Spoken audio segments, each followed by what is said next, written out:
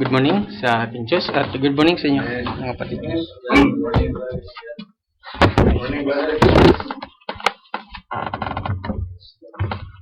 At tayo po yung manalangin muna bilang paghahin ng gabi sa ating Diyos. Lord God, namin Diyos na banal, maraming po salamat at muli din ako kami sa lugar nito upang pag-aralan muli ang iyong banal na salita habang kami nag-aantay sa iyong mga banal na pangako, God. Tulungan mo kami na patuloy naming maunawaan ang iyong banal na salita at gabayan mo kami palagi. Salamat o God at patuloy kang pupurin, dadakalain. Sasambahin ka namin sa pinakamatas pangalan ng anak. Amin pa sa Kristo. Amen. Mapo muna po tayo mga kapatid. Mapo muna po tayo.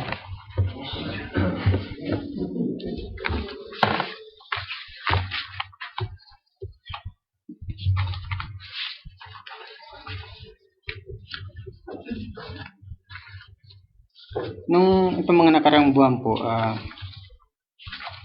binabasa ko yung first seal, second seal, third seal, mga nakarang buwan. Fourth seal, fifth seal. Pagdating ng fifth seal, napatigil ako doon sa sinabi ni Brother Branham ng prophet na yung souls under the altar, isa yun siya nagpapatutuo na yung turo ng souls, yung soul sleep ay hindi totoo. So, nagtanong ako, ano ba yung ibig sabihin ng soul sleep? Kung ano yung soul sleep doctrine na tinuturo ng mga Jehovah's Witnesses. So, ano ba yun? So, at habang nagsasearch ko sa internet kung ano ibig sabihin nun, sa dulo, nakita ko na yung pinaghahawakan natin na mayroon tayong katawang palangit sa paradise ay totoo talaga. Na hindi totoo yung soul sleep. Talagang talagang pagdating natin doon sa paradise,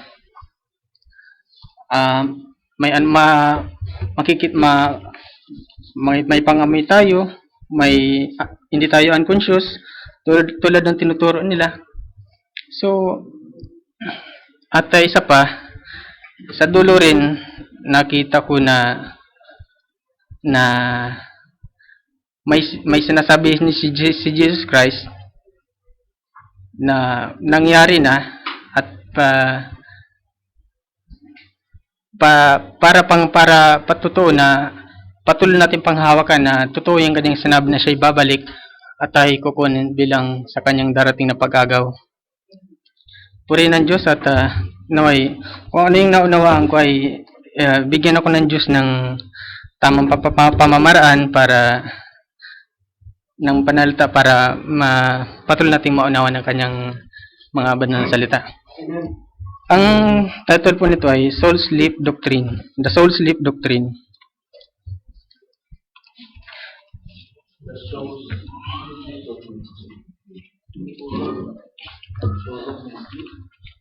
Soul sleep, yung kaluluwa, unconscious. Sabi doon sa turo ng Seventh-day Adventist, soul sleep, also known as the doctrine of conditional immortality, is primarily taught by Jehovah's Witnesses in Seventh-day Adventist. To be more exact, Jehovah's Witnesses teach soul annihilation. Sabihin, mawawala pag namatay isang tao, mawawala siya. This refers to that belief that when we die, the soul ceases to exist. At the future resurrection, Jehovah's Witnesses believe that the souls of the redeemed will be recreated. Seventh-day Adventists teach soul sleep, meaning that after death, believers are not conscious of anything and their souls become completely inert until the time of the final resurrection of the dead. During this period of soul sleep, the soul resides in the memory of God. Yun ang turo nila. At tinanong ko pa sa internet yung isang kasi hindi sila naniwala sa paradise eh. Yung paradise na sabi ng chief doon sa cross na alam natin na sa third heaven yun. Ang turo nila yung paradise, ito yung future na earth na magiging maganda. Ito yung restore ng Diyos, yung sinasabing, iniisip nila na yung sinasabi ng Hudyo doon na yung chief, yun yung paradise na sinasabi niya. Yun ang unawa nila doon. Kasi sabi niya dito, no souls after death. Soon Jesus Christ will return to resurrect the dead, restoring soul and body. Those judged righteous will be given everlasting life on a paradise earth. So, yun nga, yung paradise na sinasabi nila, yung darating na magiging maganda. Kaya may ginawa sila doon sa sa Luke 23:43. Mamaya malaman pa natin kung anong ginawa nila doon. Para pag-match nung doktrina nila, may binago silang statement. Para maswak yung yung kaisipan nila.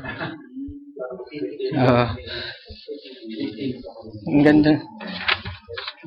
So, may babasahin tayong mga talata na nagpapatungkol sa sleep. John 11:11.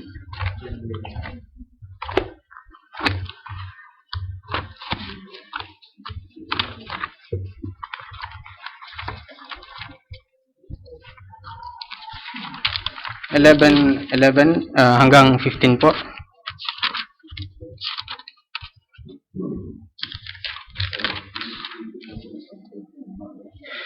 Ang mga bagay nito ay these things said he, and after that he said unto them, our friend Lazarus sleep, but I go that I may awake him out of sleep. Then said his disciples, Lord, if he sleep, shall do well. Howbeit Jesus spake of his death, but they thought that he had been spoken of taking of rest in sleep. Then said Jesus unto them, plainly Lazarus is dead, and I am glad for your sakes that I was not there, to the intent you may believe. Nevertheless, let us go unto him.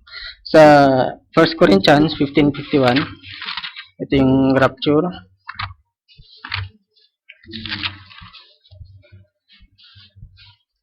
Behold, I show you a mystery. We shall not all sleep, but we shall all be changed. In a moment, in the twinkling of an eye, at the last trump, for the trumpet shall sound, and the dead shall be raised incorruptible, and we shall be changed. Sa 1 Thessalonians 4:13,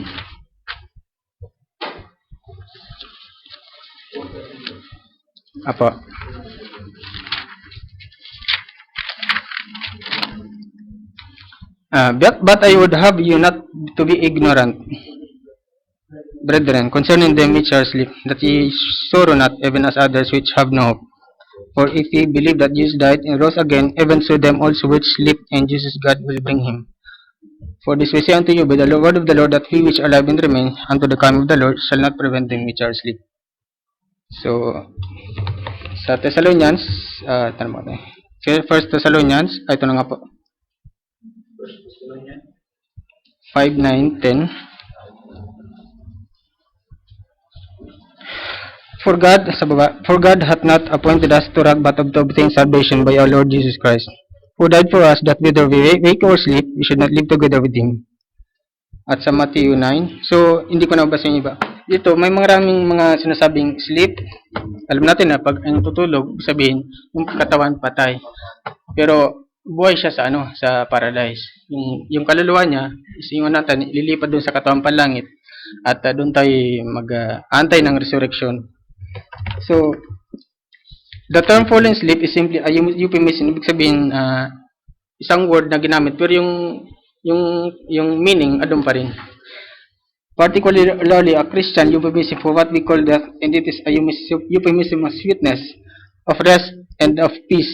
And the idea is that for the Christian to die, to walk to the well of death, is like falling asleep. And no one or her is afraid to fall asleep, and then when he open our eyes, we are with the Lord. So, pag natulog tayo, conscious tayo dun sa paradise, at hindi tayo natutulog. Obviously, in all the context, her with that phrase is used to fall asleep, and every one of those yung binasa natin, context, we see that it means somebody who has died, and the context is those who died in Christ. So, pag natulog, ibig sabihin, yung natulog kay Kristo. Yung hindi ito patungkol sa hindi mananampalataya. Fallen asleep is a euphemism for dying, leaving this earthly existence, but then being alive in the presence of God, conscious and aware. The Lord doesn't need this body. Ito nga yung katawan natin, babaguhin ito. The Lord created man out of the dust of the earth. He spoke Adam into existence. And He speaks the universe into existence. He doesn't need this body. Alam natin kasi nahulog nga ito sa kasalanan. These bodies are temporary, and it is our temple, our vehicle for transporting the life that is within us in this world. Ito yung present world. We need these bodies to exist in this particular realm, this dimension of reality. But we do not need these bodies in the realm, in the dimension of the reality of the presence of God Himself, sa paradise. However, according to the word, itong salita ng Diyos, there are different dimensions of reality. But the bottom line is that when we are speaking of dead in Christ will rise means those who have fallen asleep in the Lord. Natulog kay Kristo. Those that are with the Lord, those that are left this earthly dimension, this earthly existence, when the Lord returns and set up His earthly kingdom, and we're coming back to this earth, inhabitant of dimension. Then we will be given bodies that will once again inhabit, that our life will inhabit, but will be fitted for this earthly existence. The best example is when Jesus came out of the tomb alive. He had a glorified body. It was physical. Kumain siya at hinawakan siya ng mga Hudyo, mga disciple. So when Jesus died, that what we say then, they put him in the tomb. Where he was in the tomb for 3 days, hindi. No, he wasn't. Jesus was not lying in the tomb for 3 days. Alam natin alam natin yung katawang lupa nandun sa tomb. Pero yung malis yung niya sa paradise. Nangaral tapos souls under yung in prison tapos pumunta sa paradise. But Jesus did die, but what does that mean? Does that mean his life is over? No, he came to show us that there's something on the other side, what we call death. He told his disciples, because I live, you shall live also. And he presented alive to show us that on the other side of death, there is life. And there is a chopani body. Ito nga yung hindi matanggap ng mga natin eh. Yung diba, pagpa-sharing natin yung chopani body, kinote niya pa yung my thoughts are not your thoughts. My ways are not yours. Pero daan na natin yung Isaiah 55. Ang ganda ng context nung kung matintindihan natin.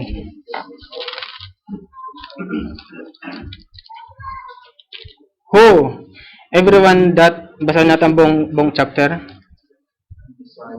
55, 1 to 13. Ang ganda ng context nito. Kahit 1 to, lang po. 1 to 9.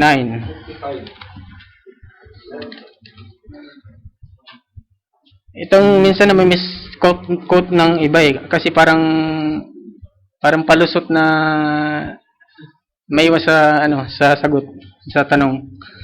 Who, everyone that thirsts, come ye to the waters, and he that hath no money, come ye buy.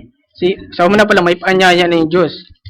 And eat, come, buy wine and milk without money and without price. Wherefore do you spend money for that which is not bread, and your labor for that which satisfies not? Hearken diligently unto me, and eat ye that which is good, and let your soul delight itself in fatness. Incline your ear. Ibig sabihin, may panyaya talaga. And come unto me. Hear. Makinig. And your soul shall live. Ibig sabihin, ba't yung sinasabi to? Kasi patay yung yung nakikinig. And I will make an everlasting covenant with you, even the sure mercies of David.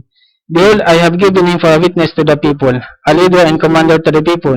Behold, thou shalt call a nation that thou knowest not, and nation that knew not thee shall run unto thee, because of the Lord thy God, and for the Holy One of Israel, for he hath glorified thee. Seek ye the Lord while he may be found, call ye upon him while he is near. Let the wicked forsake his way. Iwanan niyo yung kanyang pamamaraan. And the righteous man, his thoughts. So, ibig sabihin, may thoughts yung unrighteous man, iwanan mo yung thoughts mo, kaisipan na yun. And let him return unto the Lord. Kasi nawala, kasi pinababalik. And he will make mercy upon him into our God, for he will abundantly pardon. And then, for my thoughts are not your thoughts, neither are your ways my ways, said the Lord. For as the heaven is higher than the earth, so are my ways higher than your ways, and my thoughts than your thoughts. Without dramatize natin, magparito kayo sa akin. Kasi, iba yung pamamaraan nyo, iba sa akin. At mas mabuti yung pamamaraan ko is pamamaraan nyo. Parang, dramatize natin. Isang, yung Diyos nagsalita, sa harapan niya yung wicked.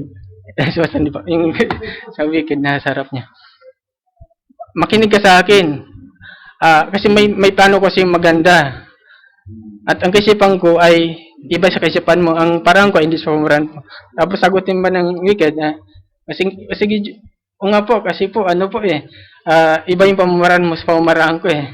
Iba yung thoughts ko sa kaisipan mo. Ano ba ang context nun? Ang una pala, sinabi niya, forsake your thoughts. Iwanan mo yung kaisipan. Hindi yung nasabihin na pa, o nga po, sinabi niya po eh, your thoughts is not your thoughts, in your ways not your ways. Matutuwa ba yung Diyos niya? Hindi. Parang hinuli pa siya doon. So, mahirap yung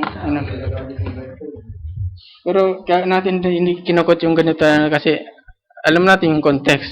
Saka hindi tayo yung umiiwas sa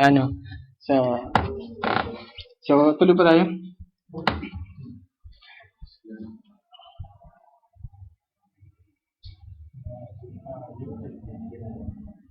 There is a glorified body, and that death does not have the final say. It does not have the final victory. Now, sundan niyo ako. Titingnan natin yung mga some biblical examples na nagpapatunay na pag namatay tayo ay tutungo tayo dun sa paradise. Hindi yung paradise na sabi ng mga ng Jehovah's Witnesses. Yung paradise, yung third dimension. Ay, yung third heaven. Sa Luke 16:19 to 31. Mamaya na po siguro ito. Sige, ito na nga po. Luke 16:19 to 31.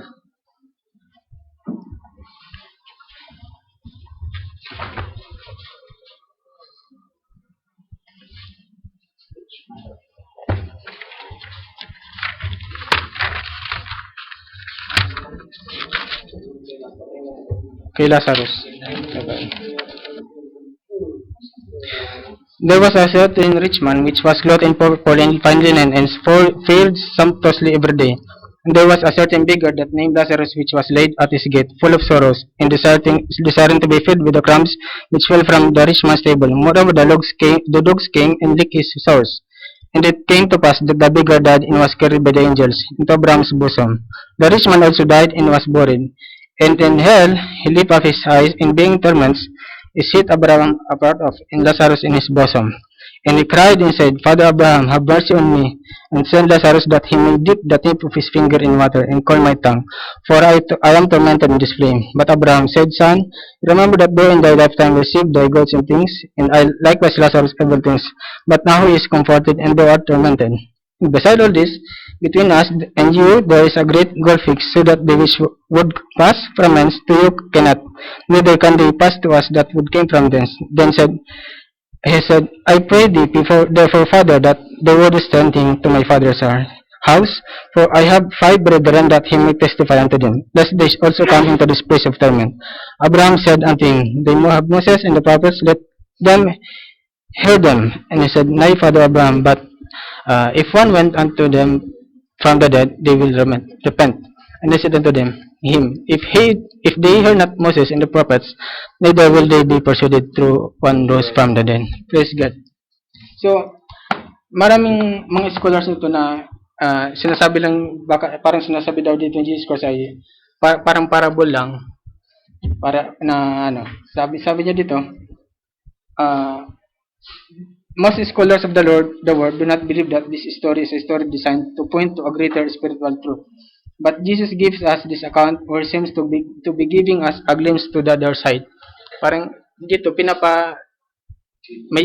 may pinapasulyap na sa atin ni Jesus Christ yung kung ano yung nasa kabilang dimension.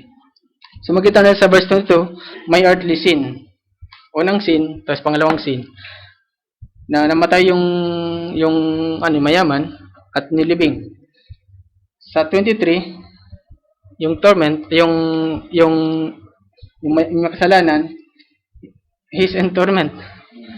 Hindi siya natutulog. So, at sa 23, sa bosom of Abraham, ibig sabihin is paradise. Ibig sabihin, isang Jewish euphemism for saying to be to paradise, to heaven, and to the presence of God. That's all it means.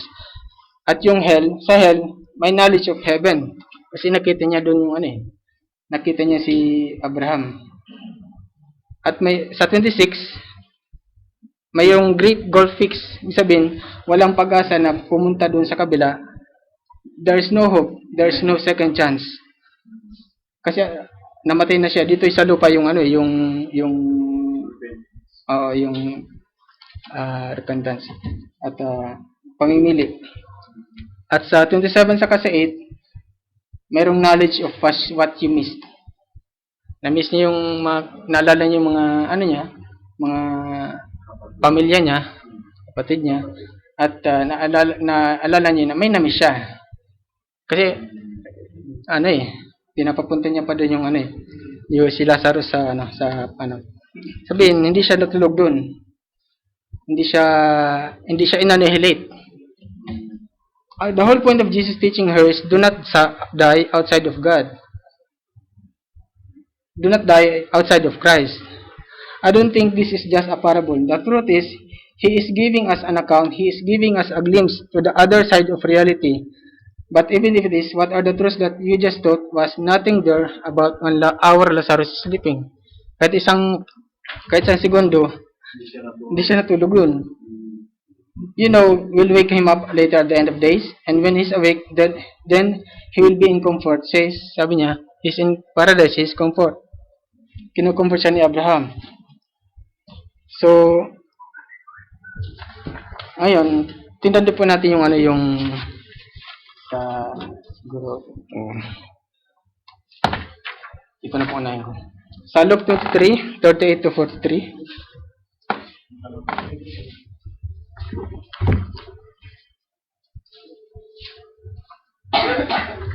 Okay.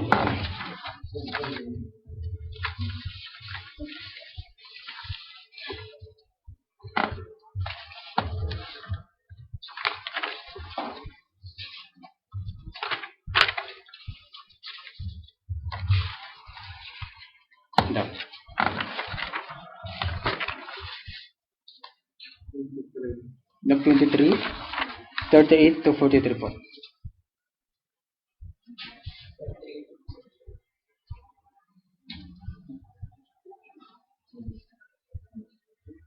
$39 na lang. And one of the malefactors which were hungry on him, saying, If thou be Christ, save thyself and us. But the other answering rebuked him, saying, Does not thou fear God, seeing thou art in the same condemnation? And we envied justly, for we receive the due reward of our deeds. But this man had done nothing wrong. And he said unto Jesus, Lord, when you come into your kingdom, remember me. And Jesus said, Today you will be with me in paradise. Ayun.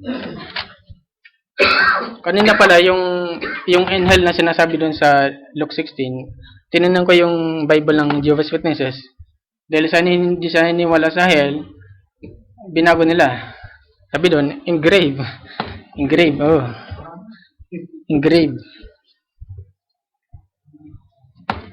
So, tingnan natin tong ito rin, may binago sila dito tulad kanya, nabanggit ko na may ginawa sila para maswak yung, tama bang term ko? Maswak, eksakto yung katuruan nila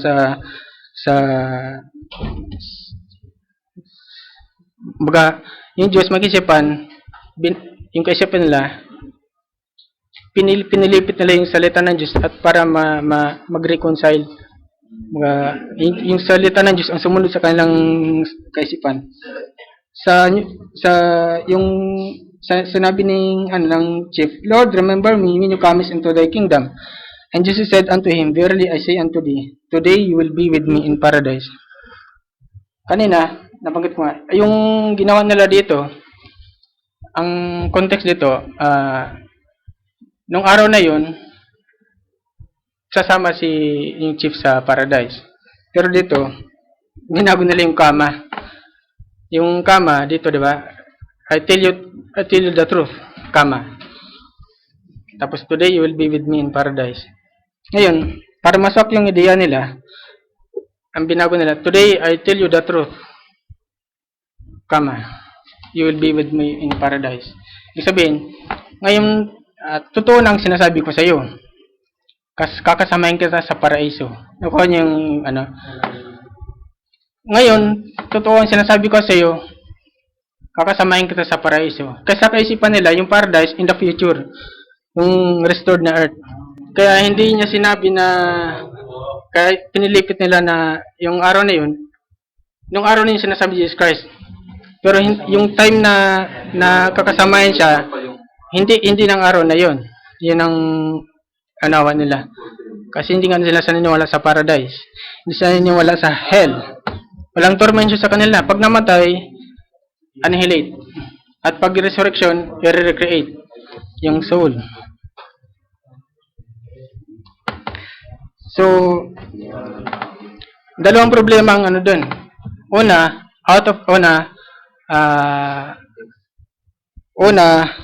walang sinabi si Jesus Christ na verily I say unto you today. Sa Old Testament na natin. Thus said the Lord today. Si Noah nag-preach.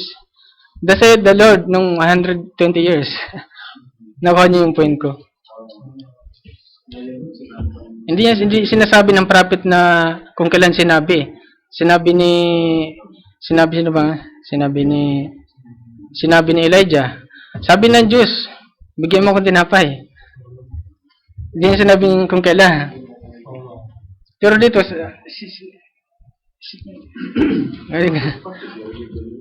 saka, ang problema, maging redundant yung context.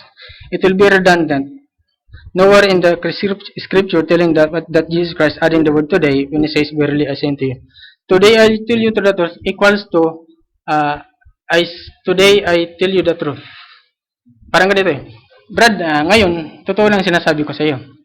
Ibig sabihin, magkakaroon ka ng kaisipan na kahapon, baka hindi yung totoo yung sinasabi mo. O kaya bukas, baka hindi totoo yung sinasabi mo. Ngayon, totoo na. So, yun ang magiging context ng mo.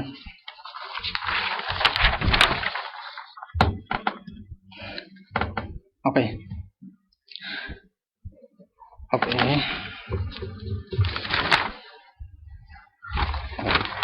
Verily I say unto you today, you will be with me in paradise.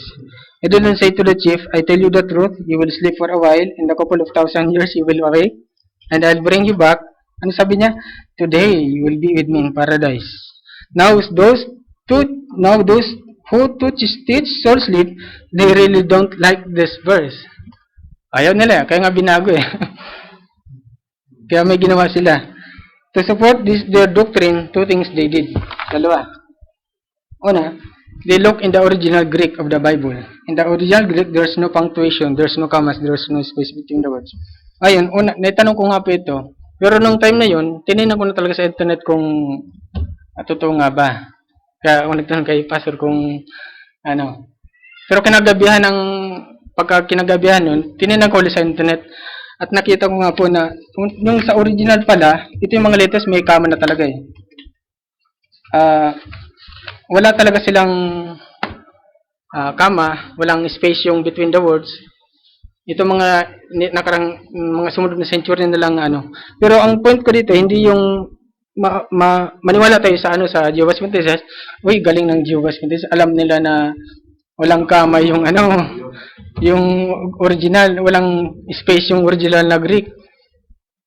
Hindi ganoon. Para may defend natin, may magsabing ganito. Kasi naman, wala talagang sa original Greek eh. Para mas may defense natin kung anong totoo. Pangalawa, Knowing that there is no comma in the original Greek of the Bible, they put the comma after the word today. Ito yung sinasabi ko kanina. Meaning, Jesus Christ said that kung titingnan natin yung paradise na nauunawa natin, yung tutang talang sa Biblia, they would be together in paradise. And when will they be in the paradise? It is in question. Questionable. Kung titingnan natin yung kaisipan nila na yung kaisipan natin na paradise, hindi yung kaisipan nila na paradise. Kasi yung paradise nila yung future na restoration ng earth. Yung paradise na naunawa natin, yung third heaven, question kung kailan pumunta. Kung yung turo nilang pupunta natin, yung kama nasa after the word today. See, it is very contrary to the real meaning of this verse. The infallible meaning of this verse is, on that day, both of them went to paradise, and the chief is rejoicing now in the paradise in a body, not like this. Ito yung hindi katawan natin, but in a body, a chupani body, and waiting for the resurrection. They say, I tell you the truth today. In other words, today I tell you the truth. You will be with me in paradise. Two huge things wrong with that. Now, they are correct. There is no punctuation marks, so they could run it together like that. But there are two huge problems with it. First of all, nowhere in the scripture do we ever have Jesus using the word today. Yung kanina nga. When he says, I tell you the truth. I tell you the truth today. Well, of course, today is today. And that would be redundant. What do you mean? I lied to you yesterday, but I'll tell you the truth today. Yung kanina. And I will lie to you tomorrow, but I'm going to tell you the truth today. What does that mean? I tell you the truth today. Who says that? Jesus never stops that way. Of course, today is today, and that's redundant to say, I tell you the truth today. What that implies is that yesterday, you were not telling the truth. Pero ngayon, totoo na sinasabi mo. Ganun na magiging implikasyon nun. Ang pangalawang problema, it will be out of the context. Wala sa context to. Ngayon, para maano ko ano yung context, gusto kong tingnan muna natin yung sa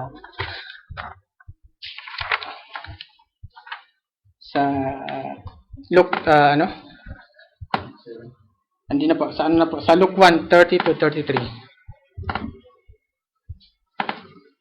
Luke 1:30 to 33.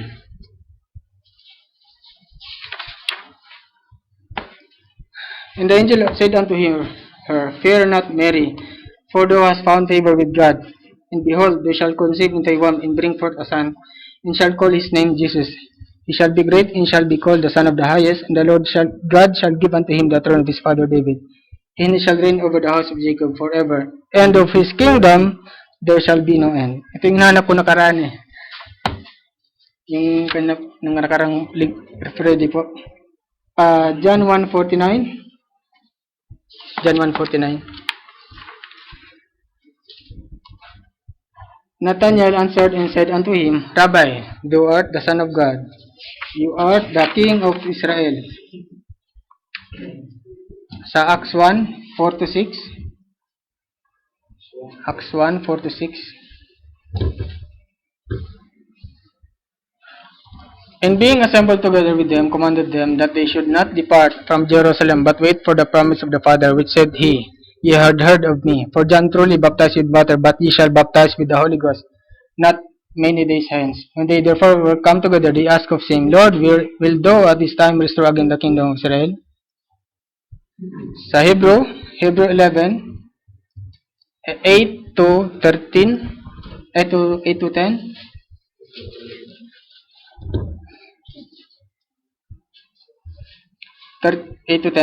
By faith, Abraham, when he was called to go out in a place which he should after receive for an inheritance, obeyed, and he went out, not knowing whither he went.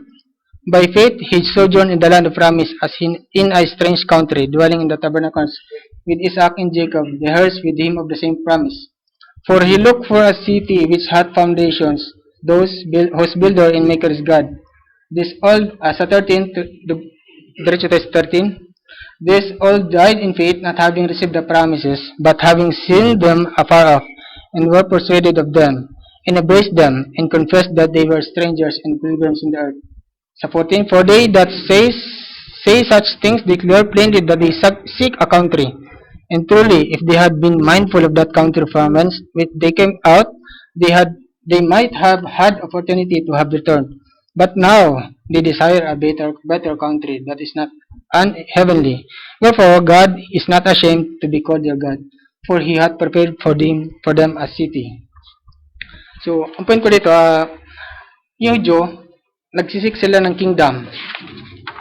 May kingdom silang inaantay. The Jews are looking to the kingdom wherein the Messiah is the one who will rule and reign.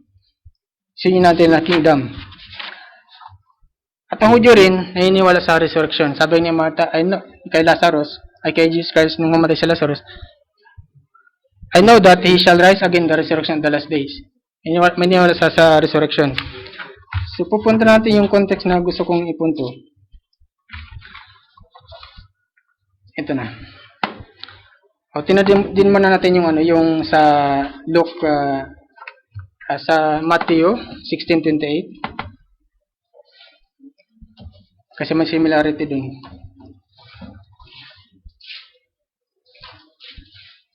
Verily I say unto you, there be some standing here, we shall not taste of death, till they see the Son of Man coming in His kingdom.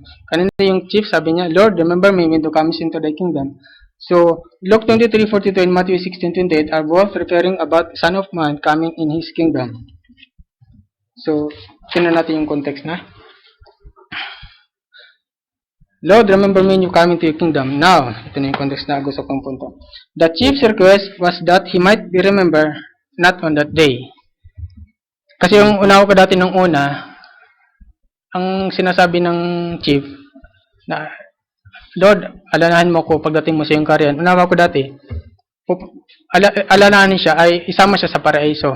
Yun ang request niya, ang una kong unawa. Pero, kung titignan natin yung ibang sinasabi ng Bible, he is referring to the kingdom that is coming.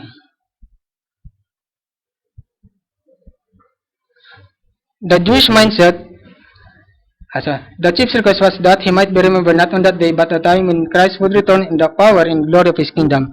The Jewish mindset of coming to your kingdom was about the resurrection that is coming, and the Messiah will going to rule and reign in a kingdom, sa millennium ito, that is coming, and Israel was going to be reestablished as the center of the earth, and the people would flock to Israel and the temple of God. But when the chief is asking him, of course, the chief is a Jew, and he is thinking strictly from Jewish standpoint, but he is believing that Jesus was the Messiah.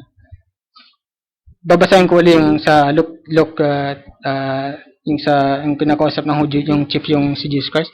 And one of the malefactors which were hungry lured him, saying, If thou be Christ, save thyself and us. But the other answering rebuked him, saying, Thou fear God, saying thou art in the same condemnation. And we ended justly, for we received the due reward of our deeds. But this man had done nothing wrong. And I said unto Jesus, Lord, remember me when you come into your kingdom. See, Jesus is going to die at that time, but the chief still believes that he will reign in the kingdom that is coming. Makita natin yung desire ng chief na maligtas siya, na makasama si Jesus Christ na kingdom that is coming, kahit na mamatay na siya. But he knows he is a sinner. Yung matindi dito. Alam niya na makasalanan siya. Kita ko lang, kailangan talagang tao ma-realize niya na siya yung makasalanan para makuha niya yung tamang approach sa Diyos. Pero mahirap yung hindi alam eh. Yung mayroon yung spiritual amnesia. Di ba yung nasa condition ngayon, nasa Laodicea. Nabasa ko yung sinabi ni yung Hitler noon, yung pinapatay yung mga Hudyo. I know that I am doing according to the work of the Almighty Creator.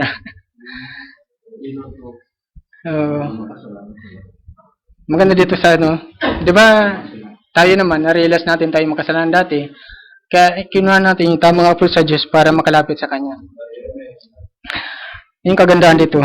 That is why he is afraid, he will not be able to see Jesus in glory in His kingdom. But look, Jesus recognized the right approach of the chief. So Jesus forgiving him for all of his sins. Then Jesus said, today, just a few moments from now, we'll go out here. Me and you will be in paradise, and you are going to be there with me. You will be there alive. See, yung turo ng mga Jehovah's Witnesses, and you will see me in glory when I come in the kingdom that is coming.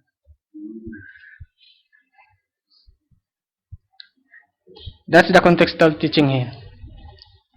Sinama ni Chief si Jesus Christ sa paradise, at kakasamahin siya, makikita niya si Jesus Christ, yung glory ni Jesus Christ, in the kingdom that is coming. Ngayon, nadaanan po natin kanina yung sa Matthew 16:28. Kasi naitugma natin sa chief yung sinabi ng chief na alalahanin siya sa pagdating sa kanyang kaharian. Basahin ko muna. Yung Matthew 16:28.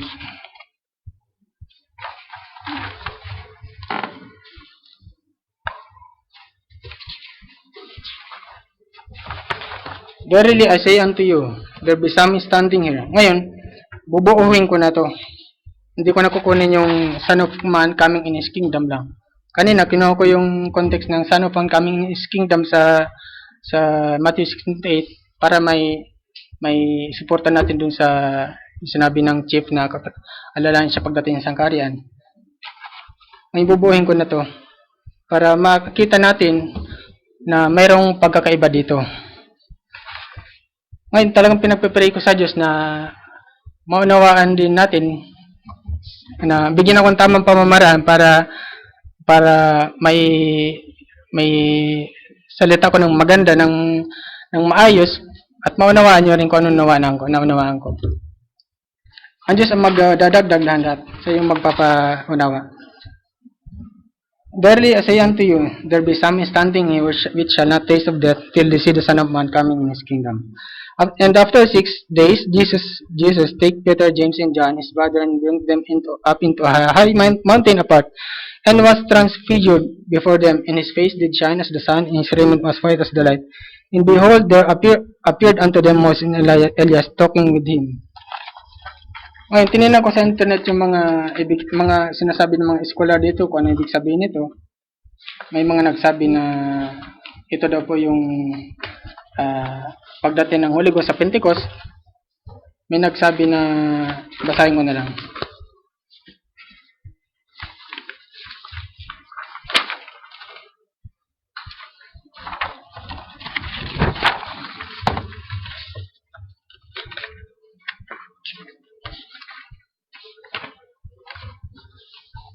Ito. Totally tatlong sabi dito, this text, yung Matthew 16:28 daw, this text has also been the source of much debate sa mga scholar. Some suggest that Jesus is referring to His resurrection or the Pentecost. Kanina sinasabi ko na sana bigyan ako ng Diyos ng tamang pamamaraan para may salita ng maganda, ng hindi nakakasakit. Others suggest that Jesus is referring to the resurrection, destruction of Jerusalem in AD 70, yung kay Titus. Then there are those who believe Jesus is speaking here of His second coming and of the end of history. Among those holding this view, there are those who believe Jesus was mistaken because he believed this would occur within the lifetime of his hearers, and there are those who believe that Jesus was correct because the psalm standing here refers to later generation. Ayun, para mas maunawaan nyo po, nag-print ako ng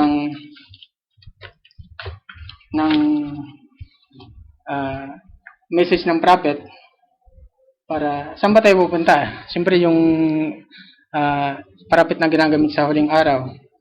Matthew 16:28. Yung quote niya, yung message niya na Revelation chapter 4 series part 1 of 3. Kung ano po, bigyan ko pa yung kopya para mas mamaya may katawang para magbasa. Kung ulit pag-lahat natin.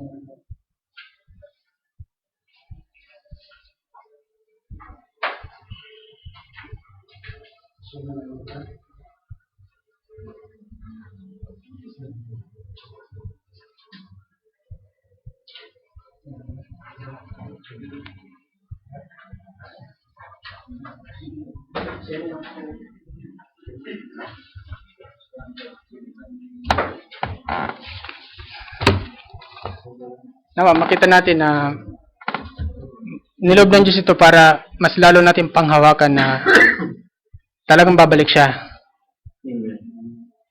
Mas lalo tayong magpatibay, umawag lagi sa kanyang salita na siya ay darating. Totoo yung sa kanyang sinabi. Pwede ko pong tawagin ng isa para magbasa, si Brother Ferdinand na po, para malakas yung boses niya. Nandito ba? Apa.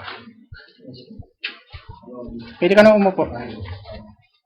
Quote from the message, Revelation chapter 4, series part 1 of 3. Paragraph 1 to 6. Now I got a little something here I want to clear up for something that's been an old hanger for a long time amongst many Christians. And I thought today, when I was studying, writing out scriptures, and finding names and different colors and things, we'll get into them after a while. And the rainbows and the symbols and so forth. I was writing these scriptures out here so that I could look back to them and refer to them. If I go along, because usually if I was going to speak on something like this, it would be different. I would try to know it by heart. But this way, when you just have a little time, I like to refer to it because it goes all the way through the scriptures back and forth.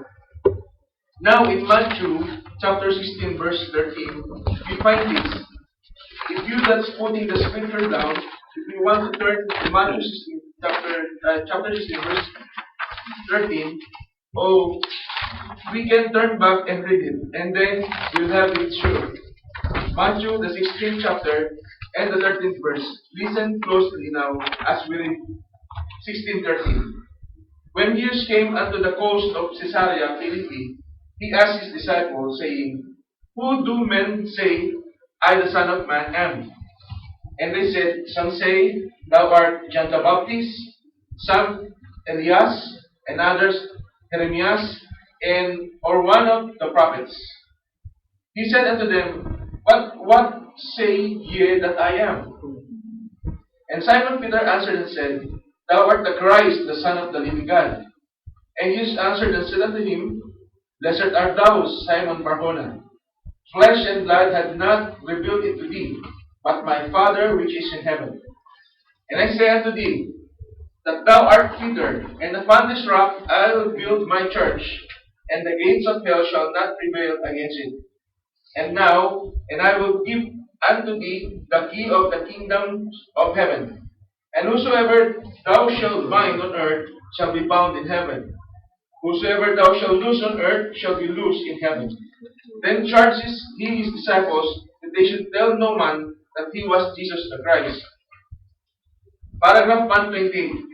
Listen close now. I'll get the 28th verse here, because you can read the rest of it when you go home. Verily, verily, I say unto you, there be some standing here which shall not taste of death, and until they see the Son of Man coming in his kingdom. Oh, think of it. Some standing here shall not taste of death until they see the Son of Man coming in his kingdom. What a statement. How the critic likes to pick that up and just show how dumb he is. See? How he likes to get a hold of that, and it comes to pass, and they didn't know anything about it. See? Alright? Paragraph 130. After Peter's rock confession, which we know that he would build his church on the same rock, not Peter being a little stone, as the Roman Catholic tries to say it, but Peter, confession of the revelation, that's the church. God will reveal it, not a confession of this man who was said that he backslid. Not a confession of him being the Son of God. because they knew he was the Son of God. Peter just said it. But what it was the revelation that been revealed from heaven that he was the Son of God. Sa likod po. Said, Back to back po yan. was standing Bali there. pwede. Back to back po. Page Said, 2. Flesh and blood never taught it to you, but my Father which is in heaven revealed it to you. And upon this rock, the rock of confession, I will build my church, and the gates of hell shall not prevail against it. Paragraph 131. Hope we don't run out of time too quick here now, that we can get right into this. And we want to see how that flows into the human being. It's a beautiful story right here, if we can just get to it. Alright. Yes, the rock of confession. What Peter was, he would build his church upon Peter's confession. He said, some that stand here shall not taste of death till they see the Son of Man coming in his kingdom. Now remember, he spoke some. That was more than one, wasn't it? Some would be many, more than one. But now look, all of his disciples were standing there, and he was asking each one of them, what do you think about this? And what do you think about that? But he said, there's some of you standing here will not taste of death until they see the Son of Man coming in his kingdom. What a statement, think of it. 2,000 years ago, that was stated. Paragraph 133. Is God's word infallible? Is Yes. every word that he said will come to pass? Now, if you want, turn over to Matthew 17, verse 1 to 3. A few days after that, he taken Peter, James, and John up into the mountain, apart to be a witness. Peter, James, and John. And they seen the kingdom of God come in power. They see the coming of the kingdom of God rehearsed. Amen. That's Oh, good. they were brought into a view of watching the kingdom of God be rehearsed as it comes. The issuing in of the millennium. They had seen the rehearsal. Paragraph 136. And Jesus said, some of you standing here, amen, will not taste of death until they see the Son of Man coming in his kingdom. A few days after that, he taken Peter, James, and John and went up into a high mountain, and there he was transfigured before them. The sun shining wouldn't be like his garments that he had on. How many times have we struck in a parable to run in through the Bible? Paragraph 137. You can take one text of scripture and tie the whole Bible together with it. Yes, sir. Not a lick anywhere. It's all done up with the power of God. The devil couldn't squeeze around it. He had to. That's right. He can get into those sainted people who has put their testimony out there and believe in the kingdom of God. He's taken every scripture and dubbed it up with the Holy Ghost power. Washed it over in the blood. The world can get into it. The devil can get into it. Their life is hid in Christ through God's seal by the Holy Ghost. Yes, How good. can the devil bother them? There they are, in this condition now. Paragraph 138. Over in this place then, they saw the rehearsal. And what was the first thing they saw? The first thing they saw in the coming was Moses. Represent the dead saints that will be resurrected. Elijah was also standing there. Oh, I want you to notice what will take place. There was Moses first, representing the saints that will be resurrected because Moses was died and resurrected. Not only that, but Elijah was there, representing the saints that are alive and will be caught up when Christ comes. Because Elijah was a rapture in his time. Amen. Now, in the future, waiting the coming, all had gathered with him. What was it? He promised to Peter, James, and John was fulfilled. That's right, because he said, some of you standing here will not taste of death until they see the Son of Man coming in his kingdom. And they seen the rehearsal of it. It's good. Paragraph 180. Peter, James, and John, and them standing present, when Jesus spoke to them and said, "There's some standing here, will not taste of death until they see the Son of Man coming." He didn't say all that was standing there, but some. And they went a few days after that, and saw the order of the resurrection and rapture rehearsed, and the coming of the Lord. Notice also, Elijah was there in the Mount Transfiguration, represents the saints that are alive and will be caught up when Christ comes, because Elijah, not Elijah in the Old Testament, was the messenger of the last day.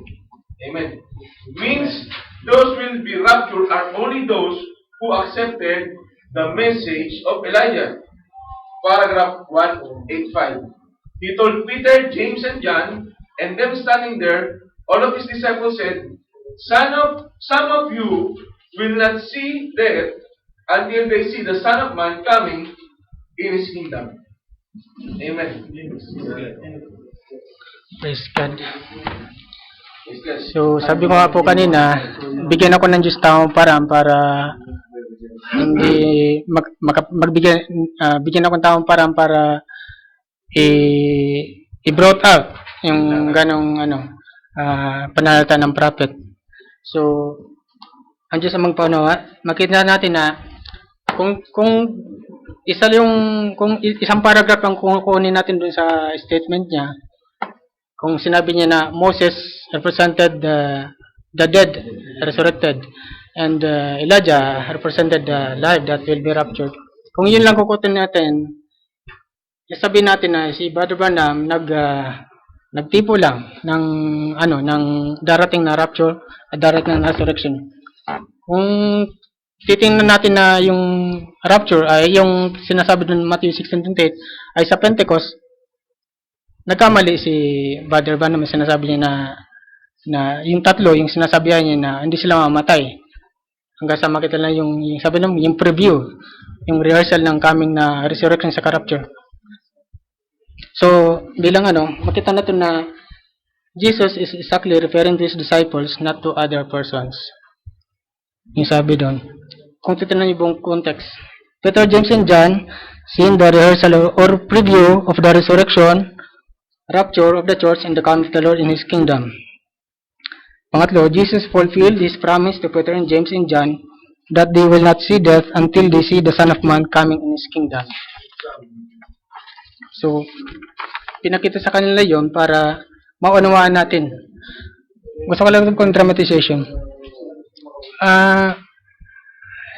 Parang sinabi ng Diyos na, Mateo, record mo ito, isulat mo sa Book of Matthew na meron kang salabihan tatlong na mga apostol na kaharap ko, nakatayo, at ilan sa kanila yung hindi mamamatay hanggang sa makita nila yung coming na yung Son of Man coming in his kingdom. Pero wag mong explain kung ano ibig sabihin nun. Wag mong sabihin na preview, wag mong sabihin na rehearsal. Tignan mo, marami nagkagulo sa internet kung ano ibig sabihin nun. Ayun, darating yung time na may gagamit akong prophet sa Brother Branham. Maling Branham, explain mo na yung sinabi ni Matthew sa Book of Matthew. Na yung sinasabi ni Paul sa Corinthians sa Thessalonians na rapture ay pinakita ko sa mga apostol na yung preview yun, yung rehearsal. Praise God.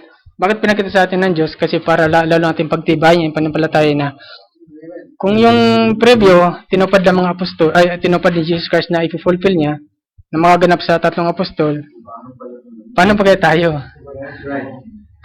Na nag-aantay, na totoong Kristiyano, nag-aantay sa kanyang pagbabalik. Para patuloy natin panghawakan na totoo, hindi siya nagsisinungaling. Amen. Oo. So, magkaroon ng comparison sa chief saka sa wife tayo. Mayroon akong 5 comparison na kukunin ko yung yung tatlo related dito sa exhortation, yung yung dalawa pala. Yung tatlo, sorry. Una, alam natin, he is a Jew, so he will be servant. Tayo, we are the Gentile, so we are the wife, so we are the wife. Pangalawa, he knows that there is a resurrection at the last days. Tayo na, we know that there is a resurrection and rapture of the last days. Hindi ko lang po alam kung alam niyo yung rapture. Mari hindi na. Okay po lang, ano na yun eh. He knows that there is a kingdom that is coming on earth. Papasalamat ko kay i-correct ko ni Brother Hilbert na nakara. Kasi tayo, we know that the kingdom that God will set up on earth is in millennium. Alam niya na may kingdom na darating, pero hindi alam na sa millennium. Pangapat, he is now rejoicing and praising God in paradise while waiting for the resurrection in the kingdom that is coming. Tayo, we are rejoicing the revelation which God given to us while we are waiting for His coming, His coming. Di ba? Kaya nga sinugo niya yung propeta para ano yung mga misteryo niya at patunayan na totoo yung kanyang pagbabalik. He didn't have a privilege to understand that before the actual resurrection, there is a preview of the resurrection rapture in the coming of the Lord. Tayo, we have given it's a great privilege to understand that before the actual resurrection, the rapture in the coming of the Lord, there is a preview or rehearsal as explained by Brother Branham in Matthew 16:28 at 17:1-3. Bilang pagtatapos, sa exhortation, Jesus didn't related sa soul sleep. Jesus teaching, don't even go anywhere soul sleep. Sinners are conscious in hell, awaiting the great white throne judgment. You are alive and conscious in heaven. You're there in paradise, in the presence of God, and you are comforted. You are alive. You are in the Theophany body while waiting for the coming resurrection. Pangalawa, according to the testimony of Paul, hindi ko nadaanan to. On that day, ito yung pangalawa, on that day, Jesus fulfilled His promise that both of them will go to the paradise, and the chief is now in paradise waiting for the resurrection in the coming that is in the kingdom that is coming. Pangatlo, we know that Jesus said to Peter, James, and John, it is fulfilled. Therefore, what Jesus promised to us in 1 Corinthians 15:52 and 1 Thessalonians, for sure, it will be fulfilled. Purihin ng Diyos, so we must always be ready, brothers and sisters, for the coming of the Lord in His kingdom. Hallelujah.